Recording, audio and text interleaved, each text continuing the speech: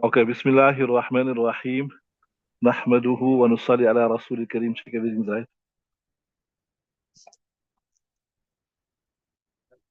Right. So, okay, Bismillah Rahmanir Rahim. We were still discussing our Prophet Nabiuna Shu'aib alayhi salatu wa taslim. And these people were becoming annoyed.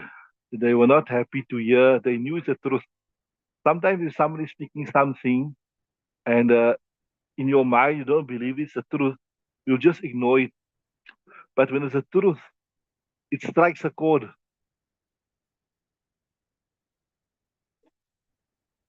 When it's the truth, it makes you uncomfortable. So these people were feeling uncomfortable with the truth. That's why they said that either you stop speaking about this or you come back to our religion. And we discuss this in detail. Coming back to our religion doesn't mean that Shu'aib was on shirk. They misconstrued his previous silence to mean that he was on shirk. But that doesn't mean he was on shirk. And I told you, it's not conceivable that a Nabi, a prophet of Allah subhanahu wa ta'ala could be on shirk. Although this is a technical discussion, you do it maybe in Aqidah book, whatever, that were the Nabi alayhi salatu wa taslim Anbiya, were they also protected from committing sin before Nubuwwat or not? And I discussed a bit about this yesterday to you of Nabi sallallahu alaihi wasallam, how he was protected. So he says, ما يكون لنا أن نعود فيها إلا إن شاء الله ربنا وسع ربنا كل شيء علما على الله توكلنا. We can't go back to this except Allah Ta'ala wishes. Right now, this always seems that Allah Ta'ala, we can go back to shirk if Allah Ta'ala wishes, must go back to shirk. This statement is a mirror of his humility, right? An assertion of trust in Allah Ta'ala, tawakkul, and a confident attitude of residing matters to him. That was tafweed, that nothing can happen except with the will of Allah Ta'ala. These are master virtues of prophets. They amount to saying, they amount to saying, they are amount to saying, how can we claim to do something or stay away from it except with the permission of Allah Ta'ala? To be able to do something good and to succeed in staying away from evil is nothing but the grace of Allah Ta'ala. As you say, whatever we do, if we're going to stay away from the shirk, then it is the grace of Allah Ta'ala, not our own doing, right? That's what, this is like the correct way as believers, right? That's why also Nabi Sallallahu remember, you done in your Qasas part 5, the Ansar, when they were digging the trenches of Khandaq, لولا الله ما اهتدينا ولا تصدقنا ولا صلينا. Luqman, you remember that?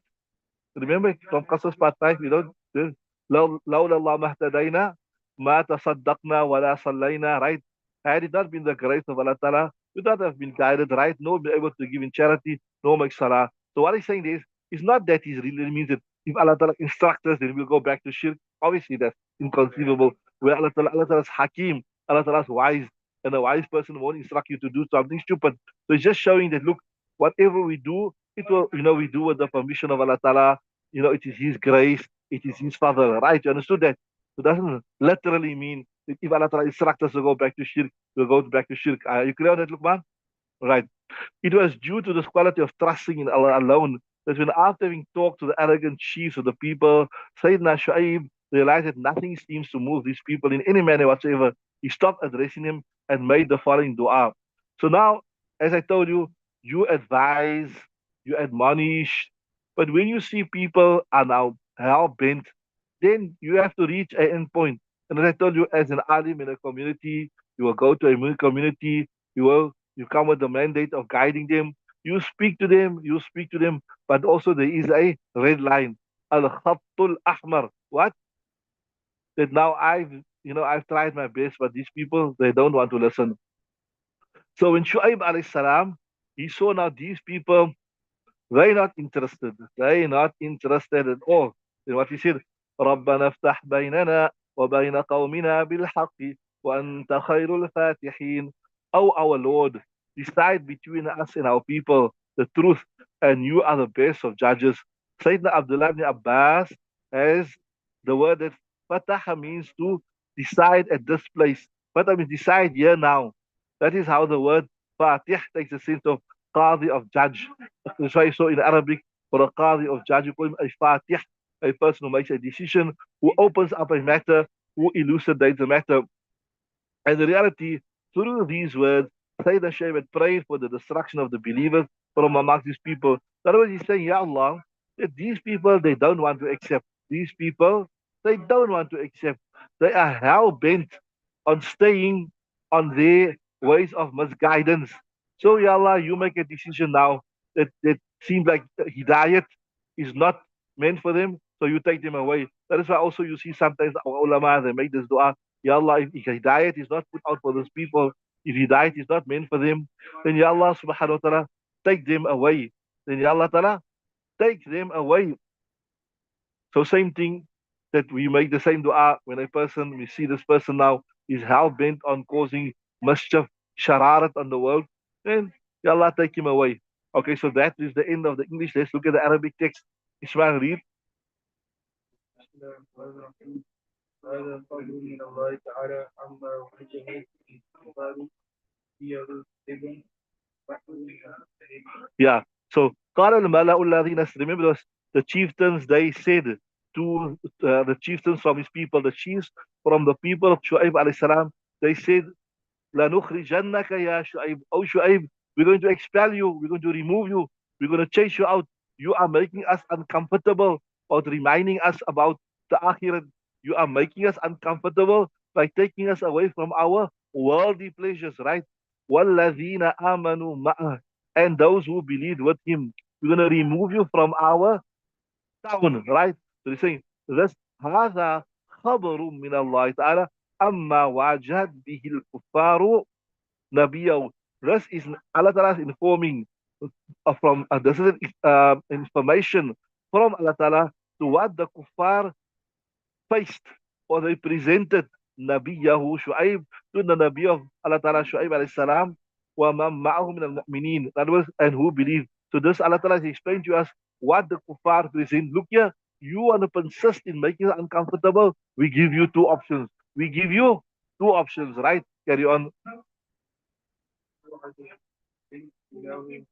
وتوعدهم وهذا or you can say وهذا توعدهم إياه, and this is a warning, يعني the warning of the people of Shu'aib إياه to Hazrat Shu'aib alayhi salam ومن معه, right? And who is with him? Carry on. بالنفي, what does nafi means? With the expulsion, that with the expulsion al-qaryati, that you don't want to listen, we are warning you, you will be expelled, you will be driven out, you will be exiled from our town, right? Carry on. Loud. أو الإكراه على الرجوع في ملتهم.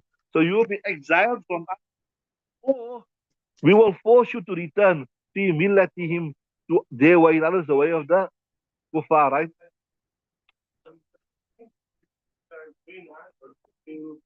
Right, so أو الإكراه على الرجوع في ملتهم, الإكراه على الدخول, so it'll be a دخول, to force them, still up upon him, right? والدخول معهم فيما هم فيه, the forcing of entering to that in which they're in it, right? Carry on.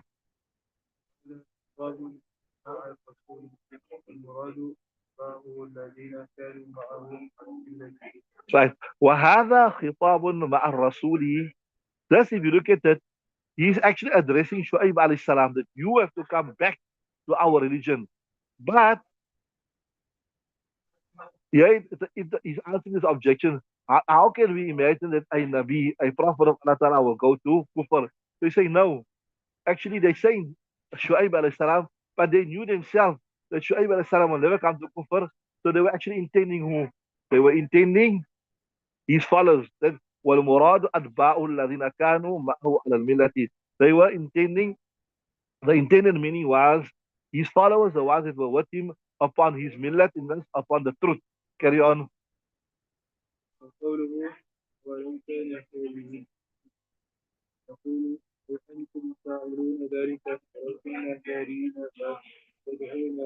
Yes, right. أو لو كنا يقول أو أنتم فاعلون ذلك ولو كنا كارهين ما تدعون إليه. So you will have to do this even though أنتم فاعلون ولو كنا كارهين, even though you dislike that which we are you calling you to. You obviously you dislike to go back to kufr, etc. Even though you dislike it, but you got no choice. You have to come to this. Otherwise, we're gonna expel you. We're gonna make you jala watan. We're gonna exile you, right? فإن إن رجعنا إلى ملتكم ودخلنا معكم فيما أنتم قد أخذ فاذكروا على الله في جعل الشركاء معه ذلك. Right. So I think this awalau kunna karihin here refers to not to it refers to 1 second.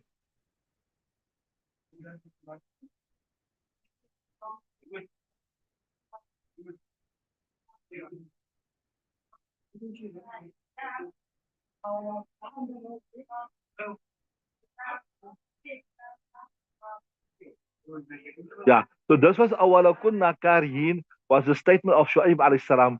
So are you gonna force us? Remember that awalau kunna, even though are you saying we have to go to kufr even though we dislike it? So it was a statement of Shu'aib alayhi salam. Are you with me? So look at it there. وَلَوْ كُنَّا كَارِهِينَ مَا تُوعَدُونَ إِلَيْهِ. Even though we dislike that which you are calling us to it. That is, are you forcing us to kufr even though we dislike? Then Shu'aib says, فَإِنَّنَا. So we dislike it. And this is linked to this. Why do we dislike it? You understood that? You are with me following? فإننا رجعنا فإن فإن إن رجعنا إلى ملتكم. If we return to your ways of kufr, your way, ودخلنا معكم, and we enter into the right فيما أنتم فيه, in that which you are in from the kufr, right? فقد أعظمنا الفرية على الله. Then we have attributed a great lie, a great fabrication upon Allah subhanahu wa ta'ala في جعل الشركاء معه, in making partners with him, in في جعل الشركاء معه أندادا, in making in making partners with him. And I was, if we're going to return to this and we're going to go back to your religion, then we have committed a great crime by attributing ascribing partners. When Allah Ta'ala says in the Quran, إِنَّ اللَّهَ لَا يَغْفِرُ أَن يُشْرَكَ بِهِ وَيَغْفِرُ مَا دُونَ ذَلِكَ لِمَن يَشَاءُ. Carry on. هذا تنفيذ منه الاتباع. Yeah. So this whole thing, yeah. أولو كنا كارهين قد افترينا على الله كذبا إذ كنا في ملتكم إذ نجانا الله منها. That how can you force us when we dislike that, when we dislike to do this, and if we do this, we will be attributing a great lie to Allah Ta'ala. They saying, وَهَذَا تَنْفِيرٌ مِنْهُ عَلَى اتِّبَاعِهِمْ. This is a like an expression of dislike.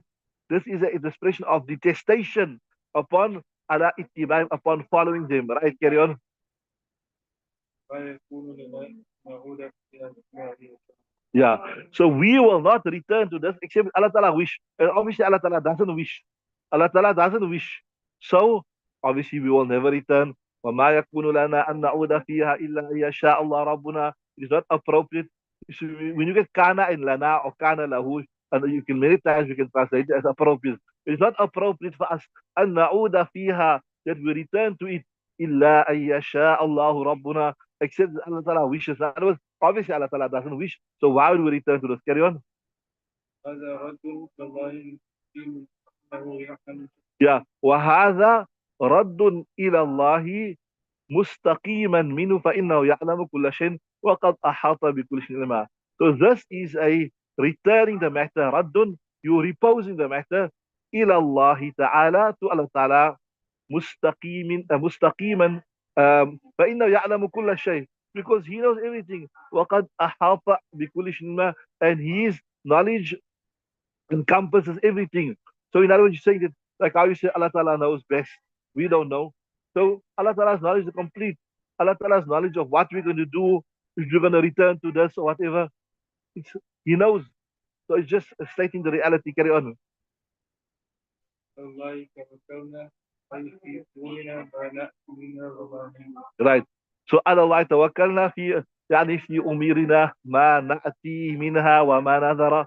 We put our trust in Allah Ta'ala in all our matters. ما نأتي, what we will do, وما نذر, and what we will leave it out, etc. Carry on. Right. So now, when he saw that these people, they are not accepting us, they are not accepting us. Rather, they want us to come onto their way. Rather, they want us to come onto their way. There's no hope for them. Now, ربنا افتح بيننا وبين قومنا بالحق. Remember, uh, I mentioned to you, there's certain hadith that speak about making sabr, loving among the people and making sabr upon the difficulty. Né? And then there are certain hadith that speak about retreating to the mountains. So the time will come close to Qiyamah when the best thing a person can do is take his few livestock and he goes to the mountain top. Remember? Remember? You came across this. So certain hadith say, live amongst the people, invite them, and certain hadith say, no, the best is to go to the mountain top. When we tell you the intibak between that, the intibak is that, look here, as long as there's a hope that you can call these people towards Allah subhanahu wa ta'ala. As long as the hope that you can remedial these people, then you will remain amongst them. But when you see now that there's no hope for these people, rather than me calling them towards Allah subhanahu wa ta'ala, they're going to call me towards wrong. They're going to call me towards wrong. Then that is the time you must stack up and say, no, I rather call it quits. I rather call it quits. The same thing here. See, as long as there was a hope, and so actually this theorem or this intibak I'm giving you is actually proven from the Quran. Because Shuaib alayhi salam, as long there was a hope that he can get them to come onto his way, he called them. But when he saw, no man, these people, they are hell bent. They don't want to come to our way, but rather they're calling us to their way, and now there's a chance that they're going to force us. Now we leave. They said, رَبَّنَا افتح بيننا وبين قومنا بالحق. Oh Allah Ta'ala, make the decision now between us and between our people بالحق, with truth. Ay, احكم بيننا وبين قومنا. Make the decision between us, between them. وانصرنا عليهم, and help us against them. Right? Carry on.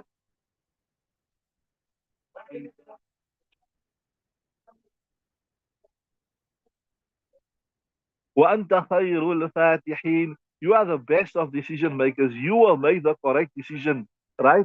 In other words, you are the person that is most knowledgeable. We repose our trust to you, and you will make the correct decision. خير الحاكمين فإنك عادل الذي Yeah. So, خير الحاكمين. حكم يحكم, the one who makes a decision between people. So you will make the best decision. فإنك العادل. You are a just person. الذي لا يجور أبدا. You will never ever oppress or exceed the bounds. You will make the correct decision. Okay. Read the next verse, Luqman. بسم الله الرحمن الرحيم وقال الملأ الذين كفروا من قومه فإن اتبعتم شعيبا إنكم لما تكفرون. You translate it? And leaders that and the leaders that don't speak and the people said فإن اتبعتم شعيبا Right. وقال الملأ بسم الله الرحمن الرحيم وقال الملأ الذين كفروا من قومه لئن اتبعتم شعيبا إنكم إذا لخاسرون. Then the leaders from the ones who disbelieve from these people, they said, لئن اتبعتم شعيبا, if you follow Shu'aib, إنكم إذا لخاسرون, you will be from the losers. So reported in the third verse, the misleading statement of the arrogant chiefs of the people of Shu'aib, which they made while talking among themselves, or said that to their followers, that is, if you are to follow Shu'aib, then you are sure losers. The account of the punishment of these wicked people was given in the fourth verse, the following verse. فأخذتهم الرجفة فأصبحوا في دار جاثمين. So the earthquake seized them, and they were found dead in their homes, fallen on their knees. So so they say, look here, that's what he is talking, this advice he's giving you is of no benefit. If you follow this, you're going to be losing out on all the fun. You're going to be losing out on all the festivities. You're going to be losing out on all the rivalry, etc. So don't follow them. And as a result, when they were hell bent, فأخذتهم الرجفة فأصبحوا في دارهم جاثمين. So the earthquake seized them, and they were found dead in their homes. So the punishment of the people of Sayyidina Shu'aib has been debated as an earthquake. We discussed the different types of punishments first so far. There was winds, remember? The people of Salih alayhi salam. There was Lut alayhi salam. They were pelted with clay. They were rained upon with, etc. And here Allah Ta'ala says that Nuh alayhi salam's people were drowned in the water. Here Allah Ta'ala speaks about the people of Shu'aib salam. They were taken by a severe earthquake, identified as a earthquake, rajfa in Arabic, rajfatun and zalzala. While in other verse it appears as فَأَخَذَتْ عَذَابُ يَوْمِ ذُلَّةِ, which means they were seized by the punishment of Yawm al-Dhulla, the day of the shade. Remember we discussed this, that it was a hot, hot day. And then they all retreated to the forest. And when they were all gathered, nicely gathered in the forest, Allah Ta'ala So, then rained. Allah Ta'ala then so rained you need down to upon wash it them. there. Because wash it is very dirty. You see, I take it out now. Huh? Then there, Allah Ta'ala, it's smelling there by the basin. Start to wash the basin off now. let's put a mute there. Allah Ta'ala rained down upon them fire. So outwardly seems from the riwayat is like two differing azabs to accommodate and reconcile the sense of the two verses given above. Sayyidina Abdullah the Abbasid, first of all, the people of Shu'aib were subjected to, so we reconcile, we put all the verses together, were subjected to such intense heat as if the door of hell had been thrown open towards him, subhanAllah. Such heat they were subjected as Allah Ta'ala opened the doors of Jahannam and the heat of Jahannam came towards them, subhanAllah. This made them suffocate. Shade or water, nothing seemed to work. Driven by the heat, they went into the basements. They went to they were more, so they went to the lower part of the house. Normally, the basement is more cooler because it's not exposed to the direct sunlight, right? They were, but Allah Ta'ala made it, this was even more hot. With no choice left, they ran from the city into the nearby forest. There, Allah subhanahu wa ta'ala sent a thick cloud with a cool breeze passing underneath. Out of their senses, under the impact of the heat, they all rushed for refuge under the shade of the cloud.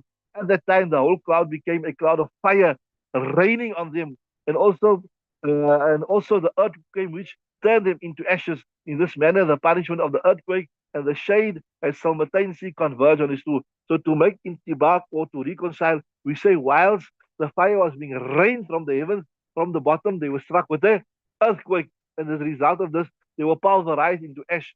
Some commentators have said that it's also possible that the people of Sayyidina Shu'aib were split into different groups or sections, where some were hit by the earthquake and others were destroyed by the shade. And another intibak, another reconciliation between the outwardly, when say contradictory riwayat is that maybe some people ran towards the forest and some other people ran to some other place. So one group was hit with the belts of fire, with belts of fire, and the other group was hit with the earthquake. If you were following the war in Gaza, you see, you see when you see that. In fact, not even Gaza, it was more in Lebanon. Those videos of those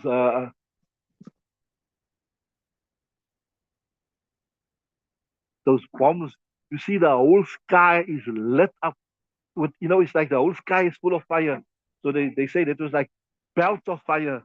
So imagine if imagine looking at that, understanding and seeing what happened, you can you can get the idea of what happened to the people of Shu'aib alayhi salam.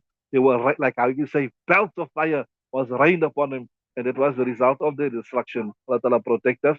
Okay, so we finish here. So Monday, inshallah, we have to do the Arabic of this. Don't forget, right? Let's stop there. Subhanallah wa bihamdihi. Subhanakallah wa bihamdihi.